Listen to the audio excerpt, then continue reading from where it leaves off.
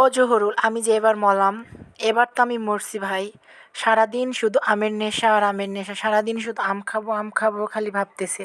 তো আজকে বাগানে চলে গেছিলাম, চুরি করে আম নিয়ে আসছি। সেই আম কুটছি, মাখাইছি, তো এত স্বাদ লাগছে ভাই। তুই যে বিউটি কোম্পানির আম দিয়েছিস ভাই, সেই স্বাদ বুঝলি। তো প্রথমে আমগুলো আমি কুইটে নিয়েছি।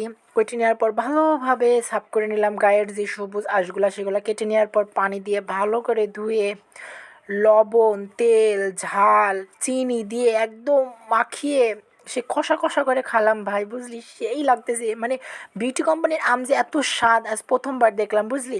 তো দেখ ভাই আমি কিভাবে আমটা মাখাইছি আর এবং কিভাবে আমি খাইছি মজা করে, তুই দেখলে বিনা, তুই দেখলে এমন করে মাখাইছি এবং খাইছি ভাই, ঠিক আছে। মানে তারাও খাইছে, কিন্তু বিউটি কোম্পানির আম পাড়তে যাই তারাও খাইছে। আর এই যে দেখ আমি কি আরামসে বসে খাইতেছি ভাই রে ভাই।